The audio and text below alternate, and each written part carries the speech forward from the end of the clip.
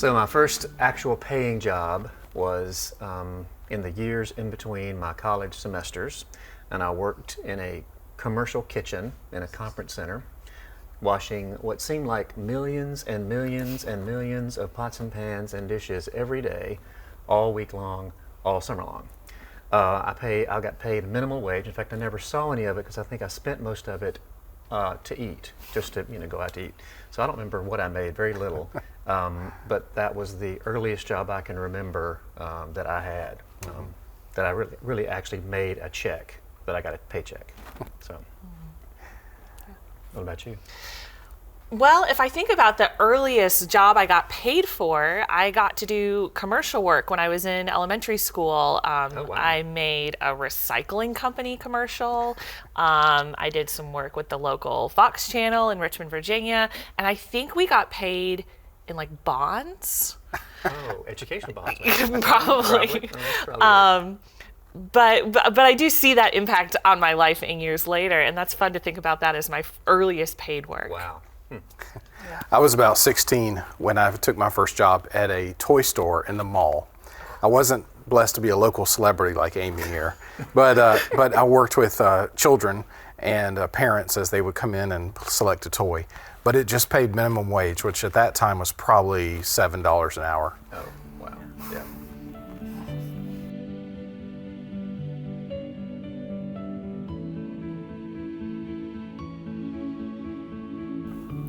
Well, I think my first job influenced my idea of work.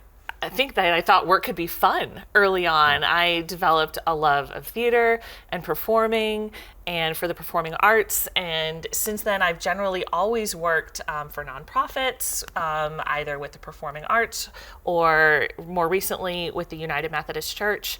And I've always, loved that aspect of it. And so that's where I kind of see that job history come into play. Taylor, how about you? Well, I learned from my first job that I do not want a life of working in a toy store at the mall. But I had a great experience. It was good for that time and that age. And I learned the value of hard work. How about you, Mark? Well, I was going to say probably the value of working in a kitchen during your summer breaks taught me that menial labor can be meaningful, but you have to make it meaningful in how your attitude goes into what you do. So washing dishes was important for the work of the conference center, not exactly something that was a fun, glamorous job. I was behind the scenes. I saw no one. Basically, I was in clothes that I had to take off and wash every single day. My hands became so cracked from washing dishes that I couldn't even open them by the end of the summer. So I had to figure out that meaningful work also means that whatever you're doing, work is work, whatever you're doing, you'll bring some joy to it. The joy will allow you to bring some meaning to it and give you some pleasure in what you're doing, no matter what it is, even if it's menial. So, and I think that the whole notion of joy and bringing your own meaning and bringing joy to work, whatever it is has always been a part of my life, no matter what I've been doing, whether it's been actual laboring work, but also ministry work, because ministry it's work. It's tasks, it's things to get done. Some of them are not always enjoyable, but what you bring to the job is a sense of joy in the end result of what you're doing, and that's really what I picked up from my earliest memories of working.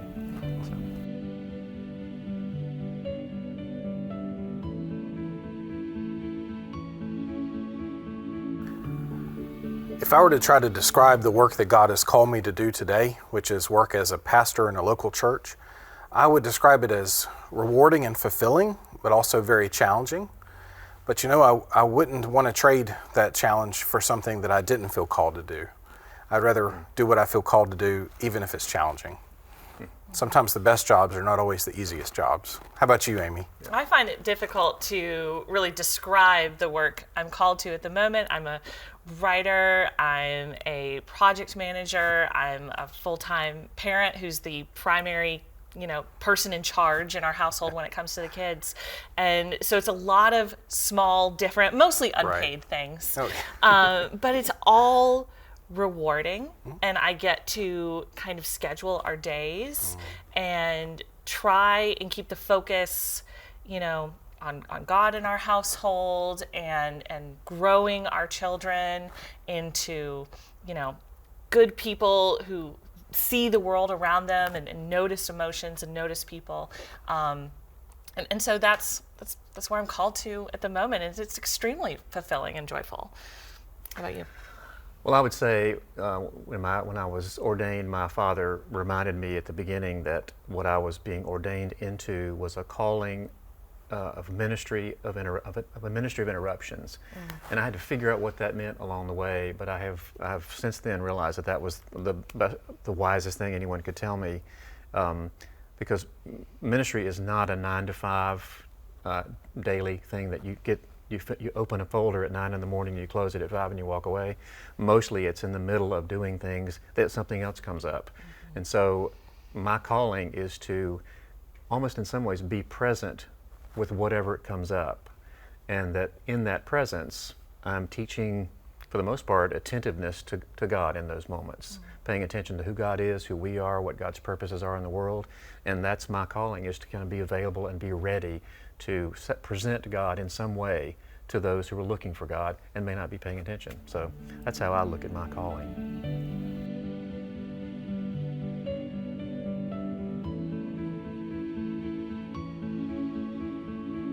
So Sabbath practices. I think for me, if I were to describe my go-to Sabbath practices, they are the contemplative activities of reading and writing. I have come to those kind of naturally. That I'm hardwired or geared toward those practices.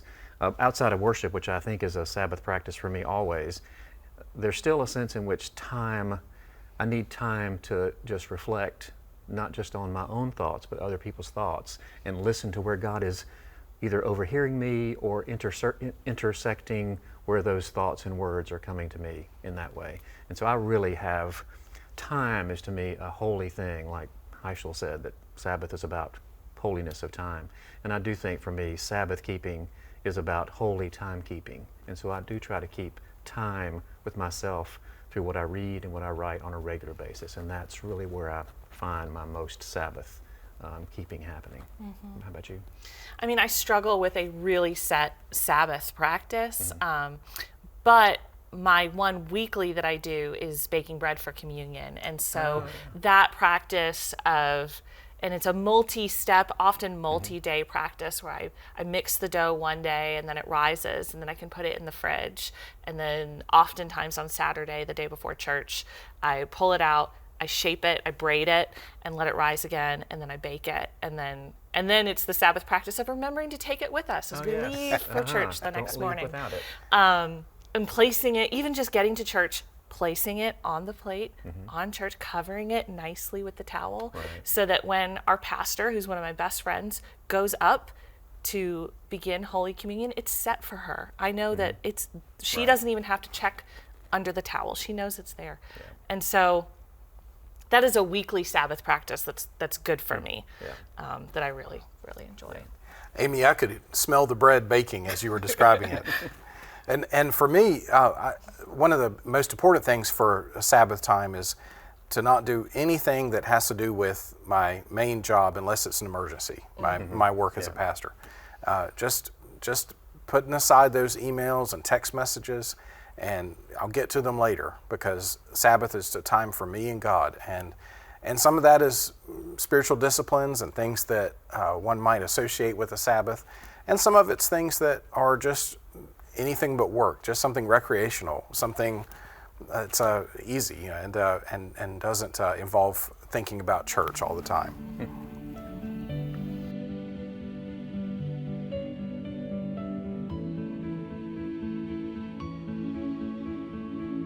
I think the way I make Sabbath rest a priority is just by really keeping a close eye on our family calendar.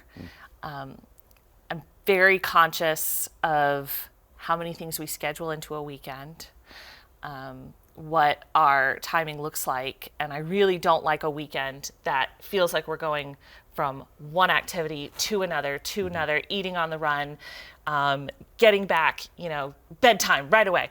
And I really look at those weekend times as time for us to just be together as a family, get time to play games, maybe get a nap in on the couch, watch a movie. We do movie night every Friday night as a family, and that's kind of sacred time for us. It's not church time, but it's family time, and almost nothing interrupts it. And so that family calendar is where I try and uphold that Sabbath time for us. For myself, I try to guard that Sabbath time by not scheduling anything on that day except some of the things I know I want to do. And if there is something that comes up on that day, like a funeral or a wedding, of course I've got to do those. Right. But I'll make sure that I make up for that time later and take that time from another day and be flexible. So I take it from another day of the week where I take off a couple hours to make up for the extra situation I need to take care of at the church. How about you, Mark? I think the advice I would give to people who are struggling with Sabbath keeping is to not get bogged down in trying to make it only something that happens at a regular basis, every day, same time every day, and if you miss it, somehow I failed.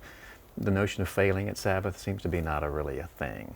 Back to my earlier point about time keeping being part of Sabbath keeping, making time holy, you just make that time happen. You just set aside the time.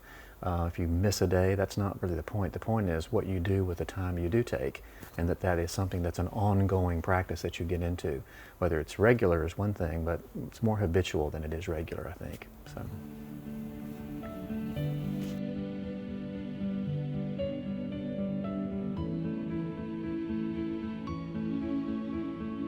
So on my Sabbath, once in a while, I have to do some work.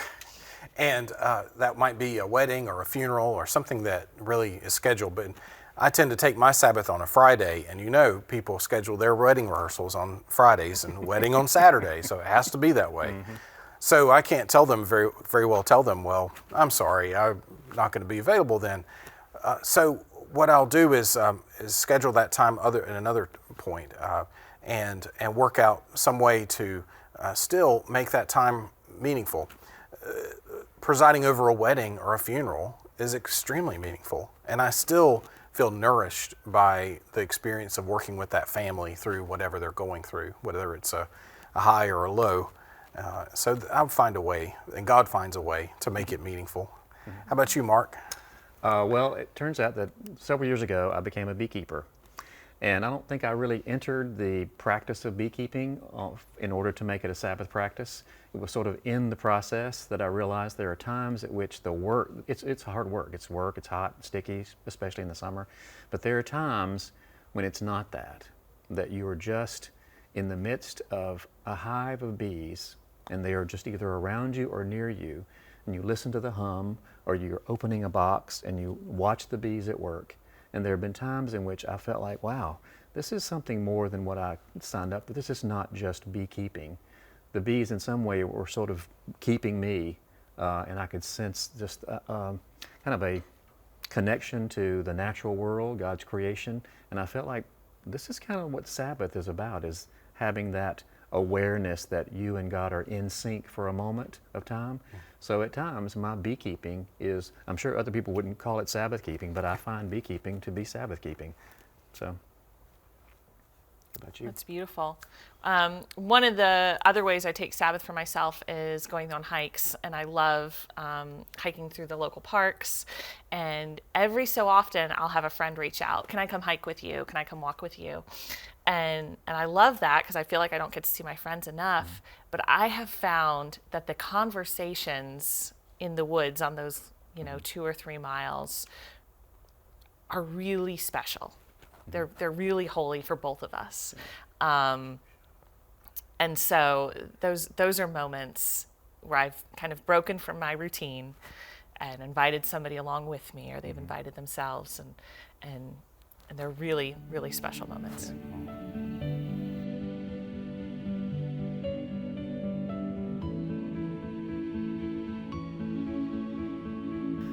I think the celebratory nature of worship for me is always in the moments in worship where we are giving either language, voice to gratitude and thanksgiving. Those are the times in which I feel most celebratory in worship, when we are giving thanks, speaking a psalm out loud, thanking God for whatever, a call to worship. Sometimes those are the times where I find most of the celebration happens, or a piece of music that really is a thank you God for being with us. Those kind of things. That's where I find worship most celebratory, is in the attitude and the practices of gratitude in the worship practices. I love to sing, and my favorite moments in the worship service, the times I feel most involved in the service, like I've really got my heart open to God, is when I'm singing in the congregation, and we're all singing together. And I happen to worship with a congregation that really loves to sing, and everybody gets into it. And so those are my favorite celebratory moments in worship. That first hymn in a traditional service, I always want, as long as the calendar accommodates it and that it's right for the text that we're going to have that day, I want it to be a uplifting, familiar hymn to everybody. It brings them together, and celebrating, we come together. And at the contemporary service, same kind of thing. You know, we want to come in and join our voices in song. So I really share that. And then celebration it shows up all through worship. Like we celebrate communion, we celebrate baptism. And I think we use that word intentionally because there's a wonderful joy that comes with those. Right. Yeah.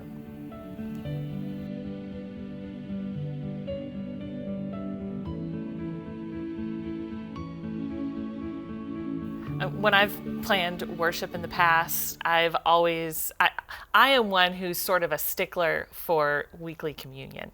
And so I am always trying to talk people into, well, are we doing communion in this service?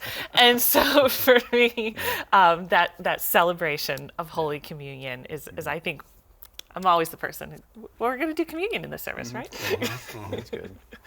I tend to always make sure that if we can, we tie in something about our baptism. So there's baptismal remembrance, and we can have that in January, but we can do it other times. Touch the water and remember that we're baptized.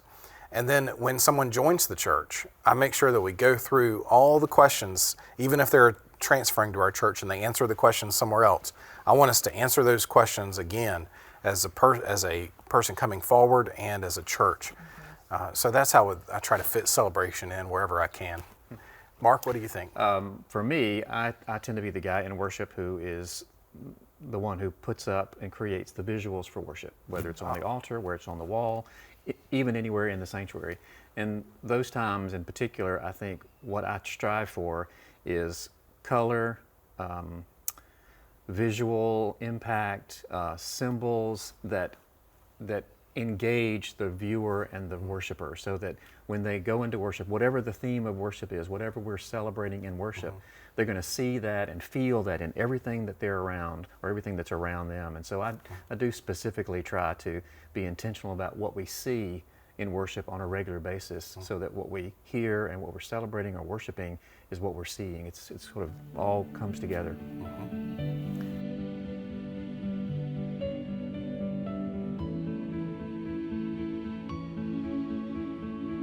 I think celebration is a part of my personal worship experience. When I look out as the pastor of the congregation, I look out and see the people gather together, no matter whether they're a large group or a small group. Just the fact that they're gathered in and that they're in person in worship, if they can be on that Sunday, that is a celebration, because that's something we just don't do in other places. You know, where else do we listen to someone give a oratory or a talk, right? Where else do we sing with other people on live music? Where else do we even hear live music much, except at church? These are amazing things we do, and so we have to remember to celebrate what we're doing. How about you, Amy? I'm going to take your idea of gathered and say I am celebrating scattered. And that is because at this moment in my husband and I's church-going life, our 10-year-old son sits at the back helping with the AV. He's learning how to do the slides in our worship service. And our two daughters usually scoot up 2 pews in front of us, and they sit with 5 to 6 other girls their age in their own pew from 4 different families. They're extremely well behaved, but they have their own crew at church that they look forward to every week. All these girls growing up together. And it brings me to tears on a weekly basis watching them and their friendships and the way they participate in worship together. And then my husband and I just sit by ourselves while our 3 kids are elsewhere Wow. Novel idea. No. in the service. Yeah. Well, you stole my answer because I was going to say the visual to me, oftentimes my sense of worship is just completely focused on the gathering of the people in fellowship in the church. And I think it's not even during the worship service itself. The gathering time in the narthex or in the vestibule of the service, often it goes longer where we're about ready to start, but nobody is ready to start yet. They're still talking in the narthex, and there's still lots of sound going on, lots of talking, and someone goes, shh. That's a good sign for me that we got to quiet people down so they can come into worship. And then the same thing happens when they go out. Lingering, the more you linger, the more I know we are together. We are celebrating each other's presence. That fellowship is key to our being together. And I think that's, for me, the key to me finding celebration and worship on a personal basis. I just find that to be something that makes me feel like we're in the right place at the right time with the right people.